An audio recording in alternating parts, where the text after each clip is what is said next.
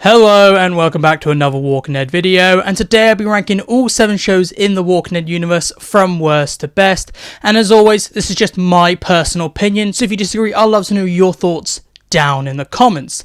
And a quick mention, some of these shows are still ongoing, so this list is subject to change. So let's jump right into this with last place, and it is Tales of the Walking Dead. And this show had a lot going for it. However, the execution of Tales was poorly done. What we wanted from Tales was returning characters in one-off stories, like origin stories. We got one for Alpha.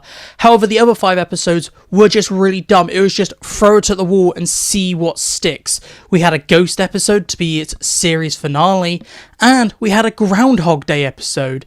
The only kind of one-off episode of brand new characters, which was good in my opinion, was the premiere episode, which was Terry Crews just being in The Walking Dead, and that was fun. However, this show was also cancelled. It's the only Walking Dead universe show to be cancelled and not be given a final season, so that we will never get a season 2, and we will never see any improvement on this show, so it's stuck being this terrible thing that the Walking Dead universe tries to hide. This show didn't even air outside of the US.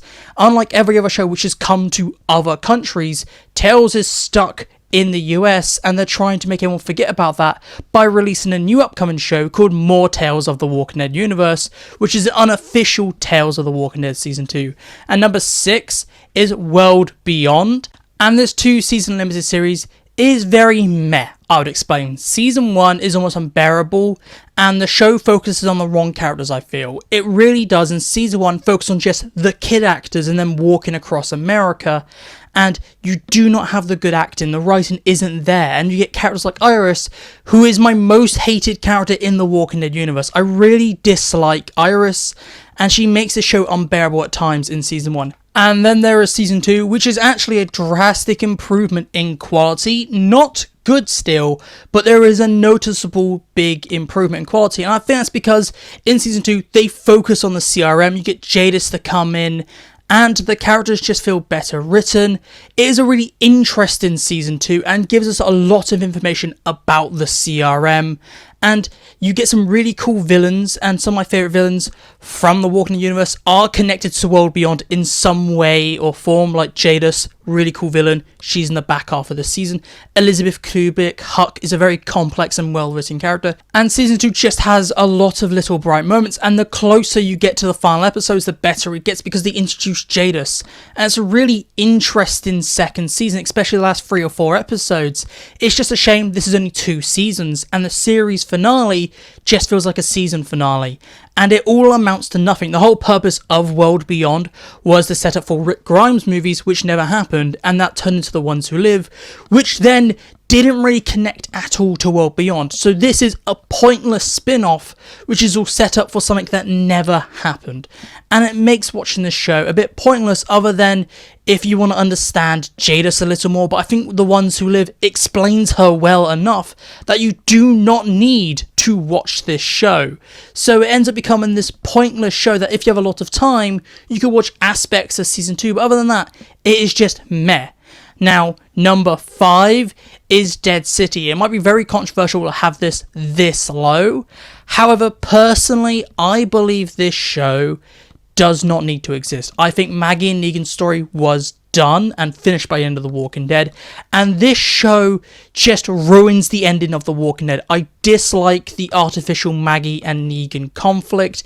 It didn't need to happen. The whole point of this show is just to bring back old Negan, the Saviors, Maggie and Negan angry at each other, Manhattan. It looks cool. The show looks cool at times. I dislike how dark it is sometimes. And I think in Season 1, they completely ruined Maggie. She was a character which I've always struggled with. In the early seasons of The Walking Dead, I liked her, but then after they killed off Glenn, they really didn't develop her character. And by the time they finally develop her character, this show comes out and ruins everything, to the point she's just a villain, and so annoying and unbearable to watch at times in this season. However, this show's not all bad. It might ruin The Walking Dead's ending, but it's still good Walking Dead content and dumb fun. I just have this personal gripe against this show, believing that it shouldn't exist. These characters' stories should be done. Now let's move on to number 4, and it is Fear the Walking Dead. And it might be controversial having this over Dead City, but Fear the Walking Dead, we have to remember there are some good seasons. Season 1, 2, 3, and 6 are all fantastic and must-watch TV. And then you get the troubled Season 4, which the first half is good in my opinion, the back half is bad. And then you get the worst TV possible, Season 5, 7, and 8. The issue with Fear is the inconsistency. You do not know from season to season what quality you are getting. You might be getting some amazing writing and some amazing characters, or you might be getting the worst thing you've seen in the Walking Dead universe. And it's very much a mixed bag, so I've placed it very much in the middle of my list, because we have had some fantastic seasons, fantastic storylines, and even season 3 is one of my most favourite seasons in the Walking Dead universe, and season 6 is also up there. But you also get some of my least favourite seasons in the Walking Dead universe, season 5 and season 7. It's a very much a mixed bag, and unlike Dead City, for example, this show had a purpose. It had its own thing. It's not rehashing old storylines. It eventually does do that with Dwight and Sherry especially, but this show is very much a middle of the road for the Walking Dead universe. And number 3 is Daryl Dixon / Daryl Dixon the Book of Carol, and this is a really surprisingly good spin-off of the Walking Dead universe. I thought this would be bad or kind of unneeded, a lot like Dead City. However, unlike Dead City, this show does not rehash old storylines. It gives our characters a very different scenario and lets them grow and develop to be completely new characters. And especially with Daryl, they finally give him the time to shine. They do so much in season 1, which really makes me enjoy this show. And they give variance, we get interesting characters. Some of the best Walking Dead universe outside of the Walking Dead like characters we've gotten are from Daryl Dixon, like Codron, Luron, and Isabel. This show is just phenomenal in its first season. However, then you get the second season, which brings in Carol, which feels like the Carol takeover, like the Morgan takeover from Fear. And season 2 really does sour my taste and sour my feelings of Daryl Dixon. I dislike the Carol takeover. I think her having this Sophia plotline is just way too late in the timeline. They do a lot of retconning in season 2 and season 1 just a little bit, and I really dislike season 2 overall. It's still a good season, but comparing it to season 1 is just uncomparable. It reminds me of season 3 of Fear, season 4 of Fear. That's how season 1 and 2 feel. And at the end of Daryl Dixon's season 2, they just end everything, go back to status quo. Season 2 really does ruin everything that season 1 set up, but this is still a very enjoyable show if you do not think about it too much. Especially season 2, the writing is not as clever as I think it is, and it really does ruin aspects of the show.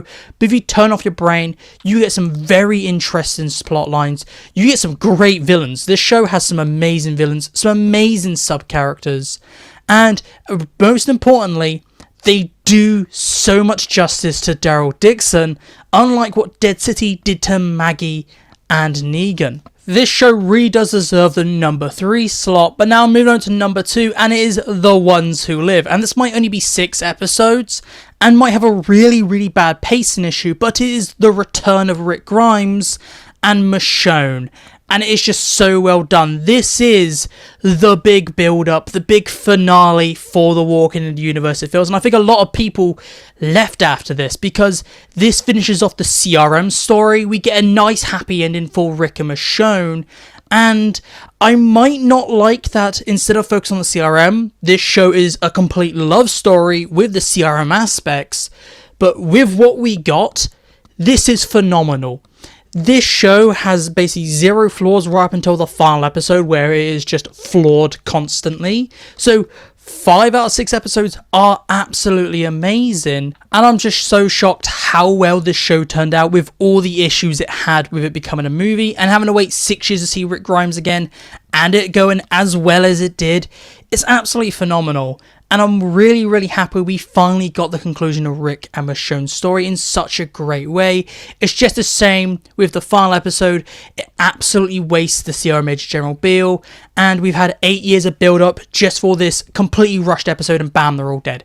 That ruins the CRM storyline, but outside of that, this is a perfect ending for the Walking Dead universe, and I feel like the shows that are still going on just feel like bonus content. Dead City and Daryl Dixon are bonus content. The Ones Who Live was the ending, and I see it as the Walking Dead season 12.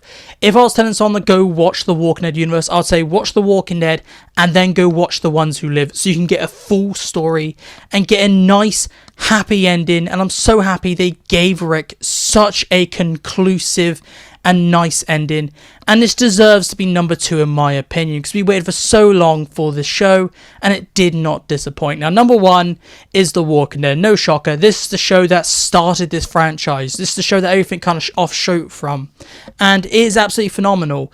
This show does have some down parts, like you have The Walking Dead season 7 and 8, and maybe 10 and parts of 11 are pretty bad and meh, but for the majority of the show's run, it is absolutely phenomenal, must-watch TV. This show captured cable for almost 12 years, and everyone was talking about it for almost a decade before it became a little obscure. This show is must-watch and by far the best. I think the only thing that comes close to the quality of The Walking Dead was The Ones Who Live. But outside of The Walking Dead and The Ones Who Live, everything else just can't really compare to The Walking Dead. And all these other shows are just trying to chase that again, but they're not going to, because The Walking Dead was this like kind of one-time, absolutely phenomenal thing. And even though it kind of pitted out a little, this show is still absolutely fantastic. And even my favourite TV show, I made a whole YouTube channel based around The Walking Dead. That's how great this show was.